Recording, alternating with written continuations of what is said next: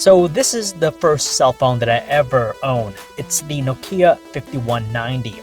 And even though it didn't do a whole lot versus today's smartphones, it did manage to do one thing. And that's playing games on my cell phone.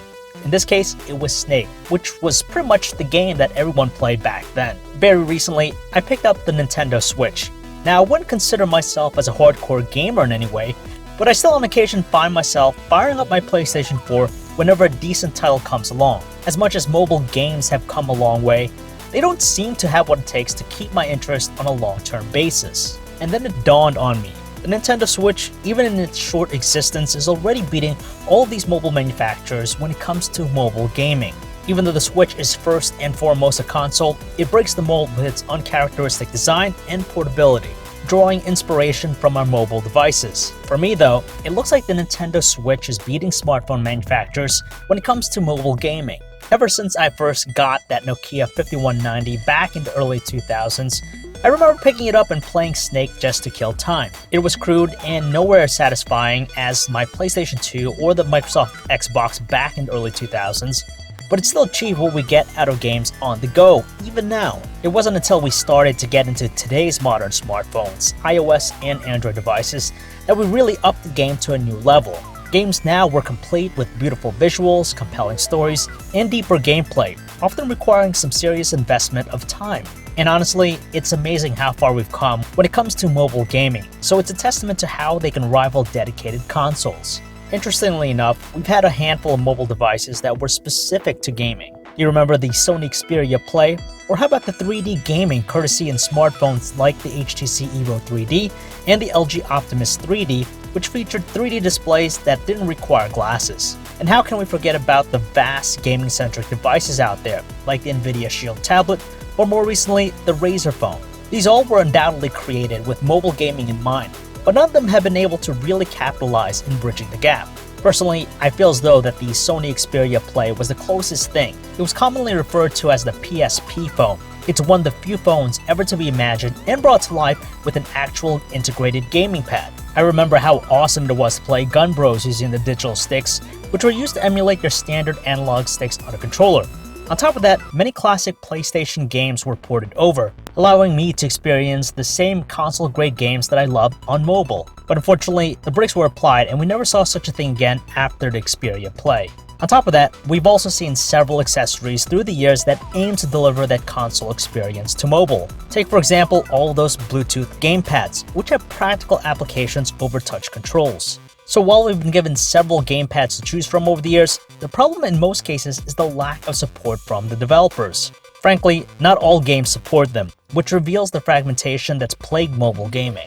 All of this leads me back to the Nintendo Switch, which isn't your average gaming console. What makes it so unique is its design, which improves upon Nintendo's previous efforts with the Wii U, a failed attempt in trying to bridge that console and mobile experience. In terms of the guts, Nintendo hasn't outright clarified what's under the hood powering its latest generation console. It's been revealed though that it's powered by a custom Tegra chipset from Nvidia. And just like other mobile devices out there, it does feature a touchscreen, which in this case is a 6.2-inch 720p LCD display. The true beauty in the Nintendo Switch is how its game controllers, known as the Joi Cons, are able to quickly snap on or off the Switch. It's really convenient when you're at home, it's docked, you could use the controller like your standard gamepad.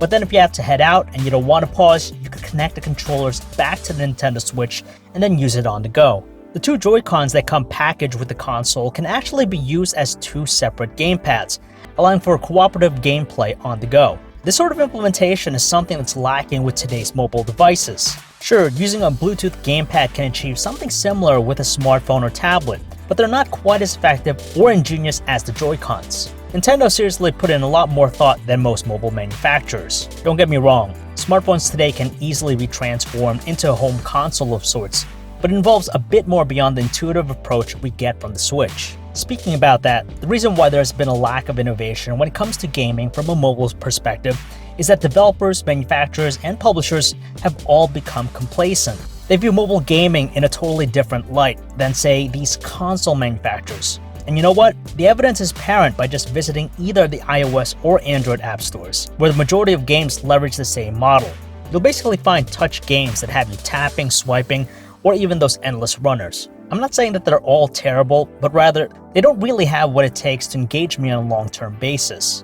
Most of the time, I just resort to playing them to kill time during a commute or beat a previous high score. They can be fun, especially when you're competing against a friend to achieve bragging rights. On the other end of the spectrum, however, there are still many other notable mobile games that get my attention, such as the case with console ports like Grand Theft Auto. And for a while there, I was invested in a few first-person shooters as well, like Dead Trigger, Modern Combat, and the Nova series. Thanks to the Nintendo Switch, it opened my eyes about an aspect of mobile gaming that's lacking, and that's cooperative gameplay, where 2 or more players can join in on the fun using one device. I haven't come across that yet with a smartphone or tablet, so that's an area of opportunity. I bet that it's feasible that you could pair multiple Bluetooth gamepads to a device, but to date, I have yet to see a game that leverages that. In comparison, the Nintendo Switch encourages social play right out of the box, since it's technically packaged with 2 Joi Cons. Buy another pair, then you'll have a total of 4 controllers to play with friends. Now, it really would be nice, at the very least, to emulate Joi Cons for mobile, while also getting developers on board to offer local play. However, there's still more needed to really make mobile gaming just as compelling as what I find with the Switch. The possibilities are endless, if and only if more emphasis is given to mobile gaming from hardware manufacturers and gaming developers. The latter especially, seeing that I've played through my fair share of poorly executed ports of classic Nintendo franchises like Mario Kart. Have you ever tried playing Beach Buggy Racing? That's a perfect example of a terrible emulation of Mario Kart. For now though, most of my gaming will still be done on the Nintendo Switch. Considering how Nintendo is redefining console gaming in the process, it'll be interesting to see what other additions will be added to the Switch's arsenal to further enhance its gaming experience. As for mobile gaming, it's not going away entirely either, but still largely going to be for those times when I want to kill time. I really wouldn't want to invest any additional time beyond that. And that is it for this video, guys. Those are just some of my thoughts about mobile gaming. How do you feel about it in general? What kind of changes or additions would you like to see? I'm really curious to know, so let me know in the comments below. If you guys want to learn more about any of the stuff I talked about in this video, you could check out our website, PhoneArena.com. This is John V, signing off.